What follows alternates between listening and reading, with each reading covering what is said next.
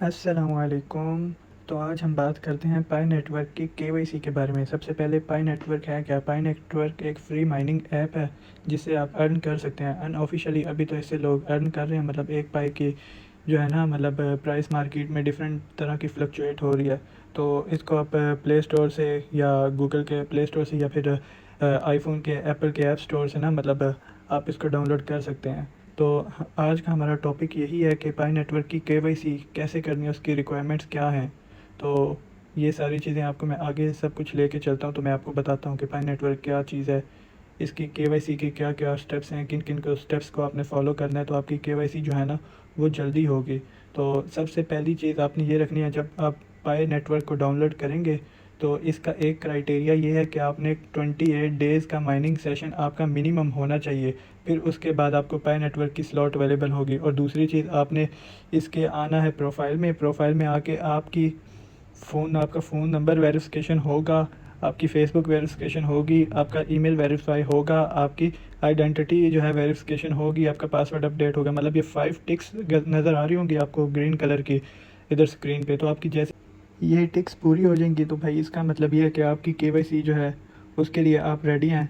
तो आपकी केवाईसी हर चीज़ कंप्लीट हो गया तो आप अर्न कर सकते हैं। लेकिन उसके आगे भी और भी कुछ प्रोसेस हैं। सबसे पहले आपने प्रोफाइल की सब चीज़ें 5 के 5 क्राइटेरिया पूरे करने हैं। तो 4 तो आप इजीली कर लेंगे, मतलब फ़ोन नंबर हो गया, उसके बाद फेसबुक वेरिफिकेशन हो गया, ईमेल हो गया और ये पासवर्ड जो है अपडेट, मतलब ये तो आप इजीली कर लेंगे। मेन जो इशू आता है वो आता है आइडेंटिटी वेरिफिकेशन के लिए, कि मतलब वही लोगों को नहीं होती और कुछ को इसको मेथड का पता ही नहीं है कि इसको करते हैं किस तरह है। तो उसी वजह से वो रॉन्ग कर देते हैं, तो जिसकी वजह से उनकी केवाईसी जो है ना वो नहीं होती। सबसे पहले देखें केवाईसी में ना, मतलब आपका वेरीफाइड ट्रांसफरेबल बैलेंस जो है टू मेन नेट और माइग्रेटेड टू मेन नेट। मतलब आपका माइग्रेटेड टू मेन नेट जब तक आपका बैलेंस नहीं आएगा ना उस टाइम तक आपके वॉलेट के अंदर नहीं आएंगे आपके पाए। तो मतलब अनवेरीफाइड बैलेंस का मतलब ये है कि आपके जो भी रेफ़र आपने किसी या आप किसी के रेफरेंस है या आपने किसी को रेफ़र किया हुआ है, तो मतलब अगर आपने रेफ़र किया हुआ है तो उसने केवाईसी नहीं की तो उस वक्त ये वेरीफाइड बैलेंस अनवेरीफाइड रहेगा। जब वो केवाईसी कर लेगा तो ये वेरीफाई हो जाएगा।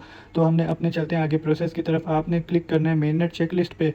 तो मेन नेट चेक लिस्ट के 8 स्टेप्स हैं। आप 8 स्टेप्स क्लियर करेंगे कंप्लीट होते साथ। जैसे ही आपका 8 स्टेप कंप्लीट होगा वही दिन आपकी पाई नेटवर्क की अर्निंग का दिन होगा। मतलब उसके बाद आपने इजीली फ्री हो जाना है। आपके पाई नेटवर्क पे जितनी माइनिंग जब तक करते रहेंगे आपको उस टाइम तक अर्न होता रहेगा।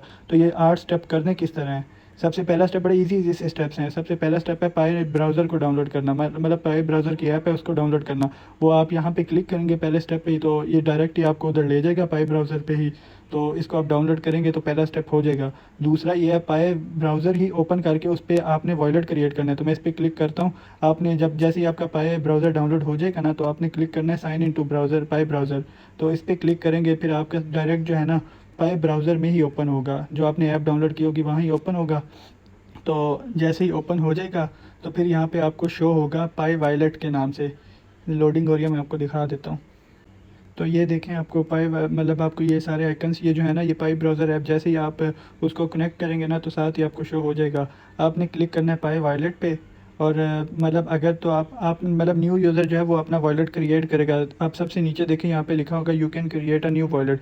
आपने इस पर क्लिक करना है तो आगे आप create a new wallet click करेंगे, आगे जनरेट वॉलेट आएगा। फिर उसके पास फ्रेज होंगे 12 डिजिट के पास फ्रेज होंगे, वो आपने सेव करके रख लेने हैं अपने पास।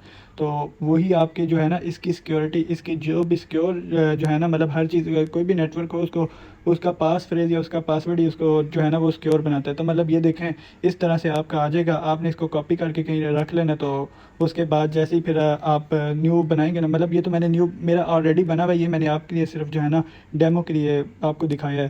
तो मतलब आपने इसको कॉपी कर लेना है और साथ इसको आपने ओके भी कर देना है, मतलब न्यू क्रिएट कर लेना है। फिर उसके बाद आपने जाना है अगेन अपने पाई ऐप में, पाई नेटवर्क में, उसी की लोडिंग चेक लिस्ट यहाँ पे आपने आपका क्रिएट वॉलेट हो जाएगा। फिर कंफर्म पे आप क्लिक करेंगे ना तो यहाँ पे आपको आपका 12 डिजिट का जो आपने वहाँ से कॉपी किया होगा ना वो यहाँ पेस्ट करना होगा। आप उसको पेस्ट करेंगे। फिर उसके बाद ये लॉकअप कन्फिग्रेशन जो है ना, ये बहुत मेन स्टेप्स हैं। लोग इसमें गलती करते हैं जिसकी वजह से उनकी केवाईसी आती नहीं है या पेंडिंग रहती है। आपने इसको ना जब आप इनिशियली डाउनलोड करेंगे ना तो आपने इसको 25 पे रखना है। और नीचे वाला भी, मतलब ऊपर लॉकअप परसेंटेज 25% रखनी है, नीचे जो है 2 वीक्स, नीचे भी 2 वीक्स रखनी है।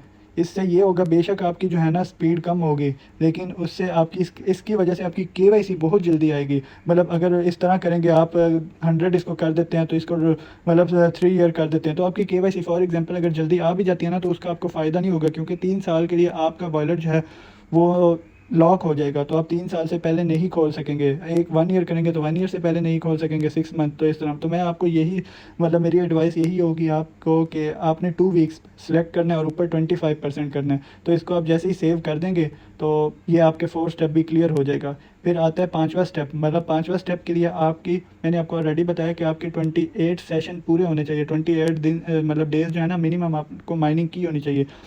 तो जब आप कर लेंगे फिर यहाँ पे आपका ना ऑप्शन आ जाएगा सबमिट का। फिर आप जैसे इस पर क्लिक करेंगे तो वो आपको पाई ब्राउज़र में ले जाएगा। पाई ब्राउज़र में देखें नीचे KYC.py लिखा हुआ है, आप इस पर क्लिक करेंगे जैसे ही, तो आगे से आपको ना मतलब दो वो ऑप्शन आएगा कि मतलब आपके लिए अभी स्लॉट अवेलेबल नहीं है तो आप वेट करें। वो ऑप्शन मैं आपको दिखा देता हूँ क्या ऑप्शन आता है। मतलब मेरा जो है पाई की 8 के 8 स्टेप्स क्लियर हो गए हुए हैं, और दूसरा मेरे मतलब सारी वेरिफिकेशन आप देख सकते हैं, मेरी हर चीज़ क्लियर थी, तो जिसकी वजह से मेरे माइग्रेशन क्लियर थी, तो मैंने इससे अपने पाई नेटवर्क को वॉलेट में मेरे ट्रांसफ़र हुए हैं, तो मैंने उससे प्रॉफिट भी जनरेट किया है।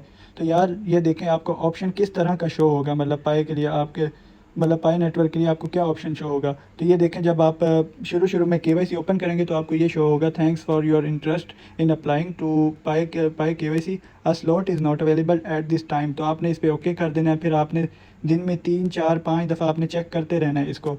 तो जैसे ही आप इसको चेक करते रहेंगे तो आपकी ना मतलब 28 डेज़ के बाद ही होप सो आपकी KYC आ जाएगी।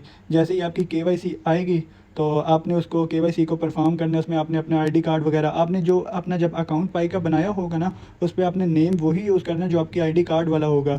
वरना ID कार्ड वाला नेम और फिर KYC वाला नेम दोनों मिक्स ना हुए, मतलब ये तो अब उन पर डिपेंड करेगा ना कि वो KYC किस तरह से कर, मतलब वैलिडेटर जो होगा उस पर डिपेंड करेगा कि वो किस तरह से KYC आपकी करता है।